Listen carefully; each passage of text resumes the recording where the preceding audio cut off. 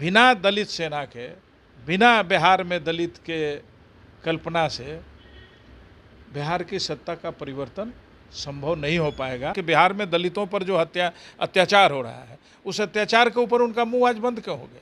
तो जवाब देगी दलित ना इस बार चुनाव में? बिल्कुल जवाब देगी।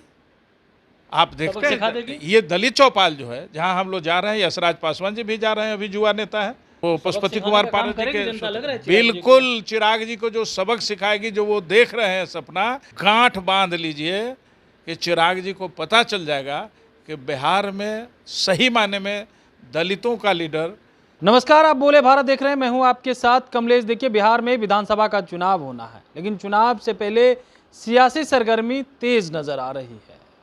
राष्ट्रीय लोक जनशक्ति पार्टी के राष्ट्रीय अध्यक्ष पशुपति पारस को लेकर के राजद के नेता ने बड़ा बयान दे दिया। उसके बाद क्या खलबली सी मच गई है, और इस पर बातचीत करने के लिए हमारे साथ दलित सेना के प्रदेश अध्यक्ष हैं घनश्याम कुमार दाहा जी।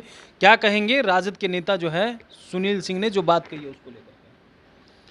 सबसे पहले तो हम आपके बोले भारत का आभार व्यक्त करते हैं कि इनसे जुड़े प्रश्नों को आपने संज्ञान में लिया है। इसके लिए दलित सेना बिहार की ओर से बहुत बहुत धन्यवाद आपको।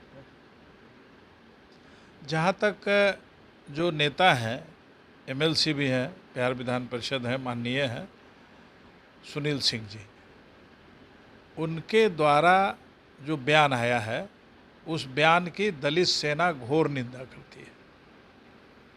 साथ साथ हम आपको इन विषय वस्तुओं के बारे में पीछे ले जाना चाहते हैं। वर्ष 13-14 की बात लीजिए, जब 14 में लोकसभा का चुनाव हो रहा था।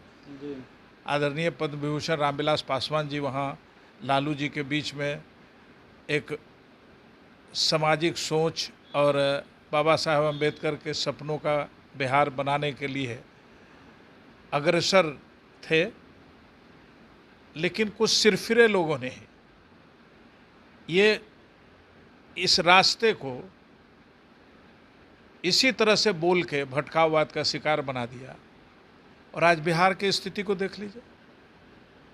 लंबे अरसे से शोषित पीड़ित दलित जिसके मसीहा लालू जी हुआ करते थे, वो हम लोग आज भी उसमें जो अपेक्षा देख रहे हैं आज के परिस्थिति में, आने वाले विधानसभा 2025 जिसकी बात आप कर रहे हैं, ये दिखाई दे रहा है कि अभी जो हमारे दलित सेना के राष्ट्रीय अध्यक्ष भी हैं, भारत सरकार के पूर्व केंद्रीय मंत्री रहे, बिहार में लगभग 7 बार विधायक रहे, अपने अलौली विधानसभा क्षेत्र से मंत्री रहे, कैबिनेट मिनिस्टर रहे, पुनः नीतीश जी की जब सरकार थी तो उसमें एमएलसी भी हुए, मनोनीत हुए, और कैबिनेट मिनिस्टर भी रहे पशुपालन।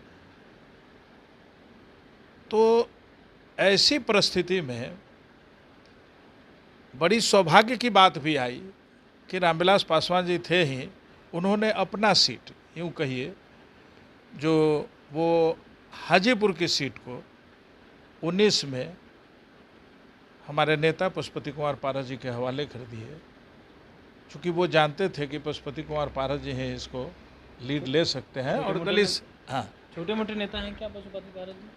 जी नहीं, वही तो हम आपको ले जा रहे हैं कि ये दलित सेना जो है, अगर जो कहने वाले लोग हैं उनको याद होगी, कहीं बड़े पढ़े लिखे लोग होंगे निश्चित रूप से, तो वो दलित सेना 1983 में गठन हुआ था रामविलास पासवान जी ने पूरे देश में, बल्कि हम लोगों को याद है कि अंतर्राष्ट्रीय स्तर पर भी दलित सेना के सम्मेलन हुआ करती थी।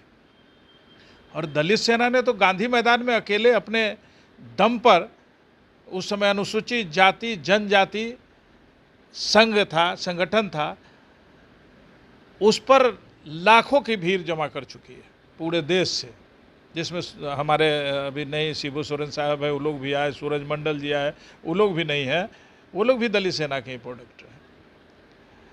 तो ये जो शब्द किसी भी व्यक्ति के मुंह से अगर निकला है, तो निश्चित रूप से उस व्यक्ति को हम आपके माध्यम से कहना चाहेंगे, उनको चेतावनी भी देना चाहेंगे कि दलित सेना के संगठन को आप कमज़ोर मत समझिए। दलित सेना वैसे लोगों के प्रति किसी प्रकार की सोच भी नहीं रखती है, और न इस पर हम टीका टिप्पणी करना चाह रहे थे। फिर भी दलित सेना ईंट का जवाब पत्थर से देना जानती है और उनको शायद ये महसूस नहीं होगा, लेकिन आज लालू जी के विचारधारा को और जो हमारे स्वर्गीय रामविलास पासवान जी की विचारधारा थी, बाबा साहब अम्बेडकर की विचारधारा थी, इन्हीं विचारधाराओं को जिस घर में दिया जलाने चले थे वहाँ सदियों से अंधेरा था, रामविलास पासवान जी के विचारों को आदरणीय पशुपति कुमार पारस जी बढ़ा रहे भी हैं, लेके भी चल रहे हैं।